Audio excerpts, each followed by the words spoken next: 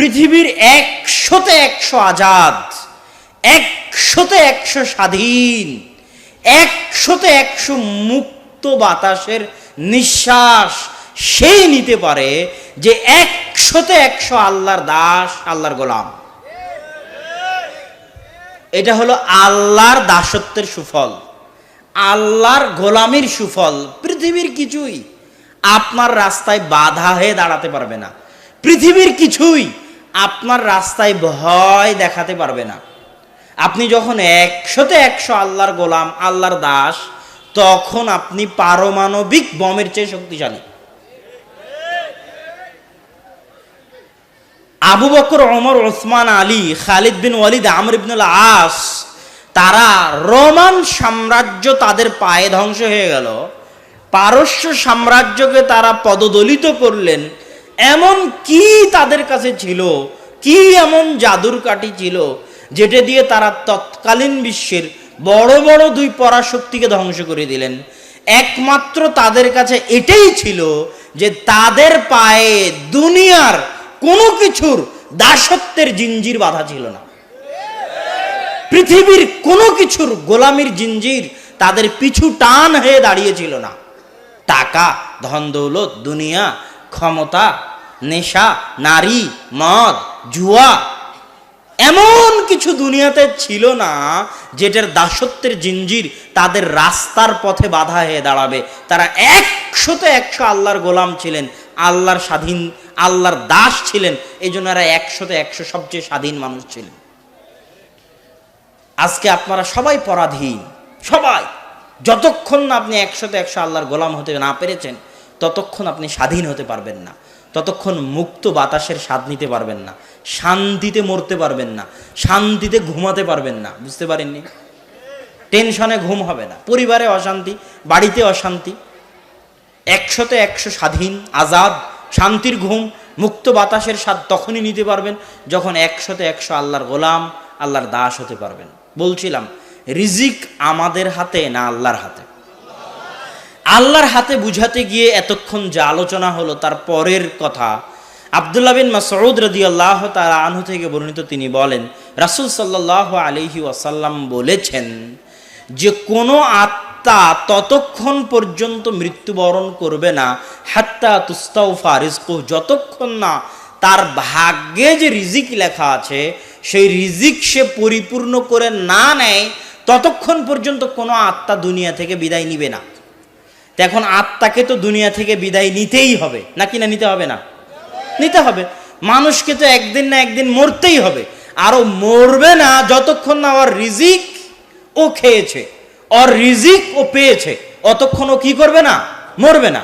তো মরতে যখন হবে তাহলে রিজিকও ভক্ষণ করতে হবে। তার মানে মরণ যেমন ভাবে তার পিছে দৌড়াচ্ছে, তার রিজিক ঠিক তত গতিতেই তার পিছনে দৌড়াচ্ছে। মরণ যেভাবে আপনার পিছু ধাওয়া করতেছে, মরণের গতিতে, ঠিক মরণের গতিতে আপনার রিজিক আপনার পিছু ধাওয়া করতেছে। কেন? রিজিক না শেষ হলে আপনি মরবেন না যে, আর আপনাকে মরতে তো হবে। কথা মনে হয় বুঝাতে পারিনি আমি। আপনার রিজিক না শেষ হলে আপনি মরবেন না, তো যেহেতু মরতে হবে সেহেতু রিজিক শেষ হতে হবে। অতএব মরণও আপনার পিছে দৌড়াচ্ছে, রিজিকও আপনার পিছে দৌড়াচ্ছে। এই জন্য আল্লাহ সুবহানাহু ওয়া তাআলা বলেছেন, লা তাকতুলু আওলাদাকুম খাশিয়াতা ইমলাক, তোমরা তোমাদের সন্তান সন্ততি হত্যা করিও না, কম করে নিও না রিজিক, রুজি রুটির ভয়ে। নাহনু নারযুকুকুম ওয়া ইয়াহুম, তোকেও খাওয়াই আমি, তোর সন্তানকেও খাওয়াবো আমি। দুনিয়া চালায় কে? আল্লাহ। আমরা সৃষ্টিজীব কার? আল্লাহর। তো আল্লাহর দুনিয়া আল্লাহ চালাবে, আল্লাহর সৃষ্টিজীব, তার রিজিকের দায়িত্ব কার? আল্লাহ সুবহানাহু ওয়া তাআলা কোরআনে বলেছে, ওয়ামা মিন দাব্বাতিন ফিল আরদ ইল্লা আলাল্লাহি রিজকুহা, জমিনের বুকে দাব্বা, দাব্বা মানে বিচরণ করা, জমিনের বুকে বিচরণ করে এমন কোন জীবজন্তু, পশু পাখি, পোকা মাকড়, পাখ পাখালি, মানুষ জিন, এমন কোন প্রাণী যা জমিনে বিচরণ করে, তাদের সকলের দায়িত্ব কে বহন করে? আল্লাহ। শুধু তাই নয়, একদিনে আজকে সারা পৃথিবীতে যত মানুষ যত খাবার খেয়েছে সারা পৃথিবী, তত মানুষের খাবার সারা পৃথিবীর জীবজন্তু, পশু পাখি, পানিতে থাকা মাছ, সমুদ্রে থাকা জীবজন্তু, যত জীবজন্তু, পোকামাকড়, পশু পাখি, সাপ বিচ্ছু, বাঘ ভাল্লুক, সিংহ, মাছ, হাঙ্গর, তিমি, যা আছে, যত পশু পাখি জীবজন্তু আছে, তারা একদিনে যা খেয়েছে সারা দুনিয়ার সব মানুষ আজকে একদিনে ততখানি খাবার খেতে পারেনি। এটা বিজ্ঞানের পরিসংখ্যান বলে। কথা মনে হয় বুঝাতে পারিনি আমি। আজকে সারা পৃথিবীতে দুনিয়াতে যত মানুষ আছে তারা যা খেয়েছে, তাদের খাবার, পৃথিবীতে যত জীবজন্তু জানোয়ার আছে তারা আজ দিনে যা খেয়েছে তার সমান হবে না, তাদেরটা বেশি হবে। তো ওদেরকে খাওয়াইছে কে? আল্লাহ। তো ওদেরকে যদি আল্লাহ খাওয়াতে পারে, আমাদের পারেন না? ওমর রাদিয়াল্লাহু তাআলা বলছেন, লাওয়াং তুম তাওয়াক্কালুনা আলাল্লাহি হাক্কা তাওয়াক্কুলিহি, শোনো, যদি তোমরা আল্লাহর উপর সত্যিকার ভরসা করো, তো একটা পাখি ঘর থেকে খালি পেটে বের হয়, তাগদু খিমাসাও ওয়া তারুহু বিতানা। আজকে সারা পৃথিবীর লক্ষ লক্ষ কোটি কোটি পাখি ঘর থেকে খালি পেটে বের হয়েছে আর ফিরেছে ভরা পেটে। এরা কেউই নিজেদের জন্য খাবার জমা করেনি, কেউ না, কেউই নিজেদের জন্য খামা জমা রাখেনি। আজকে সারা পৃথিবীর যত জীবজন্তু, পাখ পাখালি, কেউই কালকের জন্য খাবার জমা করে রাখেনি। তা আজকের কোটি কোটি লাখ লাখ পাখি, পশু পাখি বাড়ি থেকে যদি খালি পেটে বের হয়ে ভরা পেটে ফিরতে পারে, ওদের যদি আল্লাহ খাওয়াতে পারেন, তোমাদের পারবেন না? পারবেন। তো মানুষ এখনো নিজের রিজিকের মালিক হতে পারেনি। আল্লাহ বলছেন, শোনো, তুমি এখনো তোমার রিজিকের মালিক হতে পারোনি, তোর রিজিকের মালিকও আমি। তুই যেহেতু এখনো তোর নিজের রিজিকের মালিক হতে পারিসনি, সন্তানের রিজিক নিয়ে চিন্তা করিস কোন সাহসে? তোকেও খাওয়াই আমি, তোর সন্তানকেও খাওয়াবো আমি। খাওয়ানোর দায়িত্ব কার? আল্লাহ সুবহানাহু ওয়া তাআলার। সম্মানিত উপস্থিতি, এই আলোচনা বলার পরের অংশ বলে বক্তব্য শেষ করে দিব। খাওয়াবেন যখন আল্লাহ, ঘর থেকে বের কেন হব? ঘরে বসে খেতে চাই। যখন আল্লাহ খাওয়াবেন, আমি কেন ঘর থেকে বের হব? খাওয়ার উদ্দেশ্যে ঘর থেকে বের হওয়া, রিজিকের উদ্দেশ্যে, রুজির উদ্দেশ্যে ঘর থেকে বের হওয়া ইবাদত। কি বলেন তো? আল্লাহর নির্দেশ মান্য করা, আল্লাহর নির্দেশ মান্য করা ইবাদত। আল্লাহ সুবহানাহু ওয়া তাআলা বলছেন, হুয়াল্লাযী জাআলা লাকুমুল আরদা দালুলান ফামশু ফি মানাকিবিহা ওয়া কুলু মির রিজকিহি। তিনি সেই সত্তা যিনি পৃথিবীকে তোমাদের অধীনস্থ করে দিয়েছে। সারা পৃথিবী, পুরো পৃথিবীকে আল্লাহ মানুষের অধীন করে দিয়েছে। সারা পৃথিবীকে আল্লাহ মানুষের খেদমতে লাগিয়ে রেখেছে, মানুষের দাস, মানুষের গোলাম করে রেখেছে সারা পৃথিবীকে। অতএব আল্লাহর এই দয়া, আল্লাহর এই নেয়ামত তোমরা ভক্ষণ করো, খাও, আল্লাহর নির্দেশ। আল্লাহ সুবহানাহু ওয়া তাআলা কোরআন মাজিদের অন্য আয়াতে বলছেন, ফাইদা কুদিয়াতিস সালাত ফান্তাশিরু ফিল আরজ। যখন সালাত শেষ হয়ে যায়, কথার কথা ফজরের সালাত শেষ হয়ে গেল, জুমার সালাত শেষ হয়ে গেল, তো ফজরের সালাত শেষ করে বাড়িতে এসে ঘুমিয়ে যেও না, জুমার সালাত শেষ করে বাড়িতে এসে শুয়ে যেও না, সালাত শেষ করে ইবাদত করে ঘুমিয়ে যেও না, বরং জমিনে ছড়িয়ে পড়ো, জমিনে বেরিয়ে পড়ো। কেন?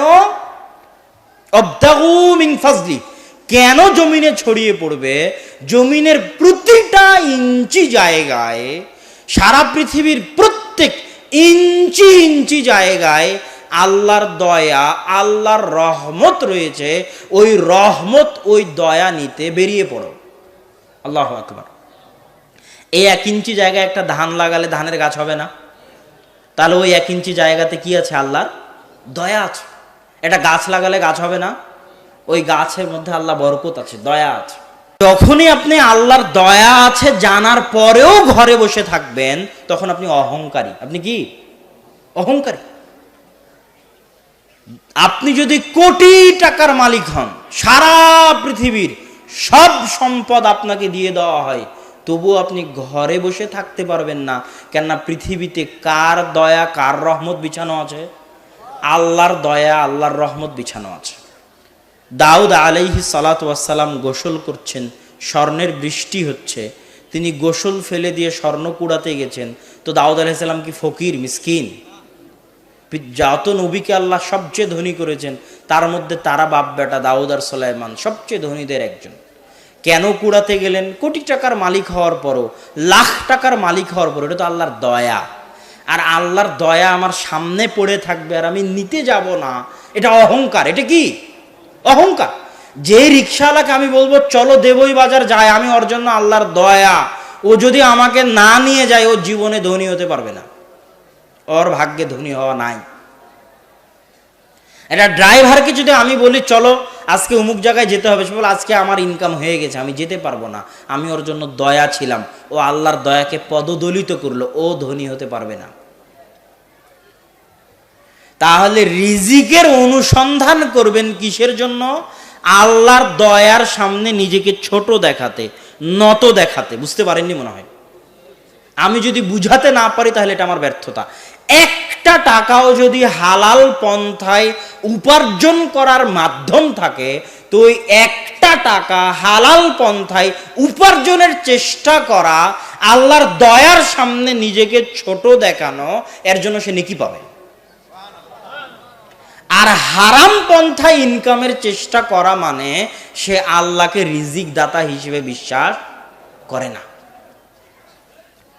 তো সম্মানিত উপস্থিতি, এই জন্য আমাকে এবং আপনাকে রিজিকের জন্য বের হতে হবে। এটা আল্লাহ চান, এটা আল্লাহ সুবহানাহু ওয়া তাআলার সামনে নত হওয়া, ছোট হওয়া, আল্লাহ এটা পছন্দ করেন।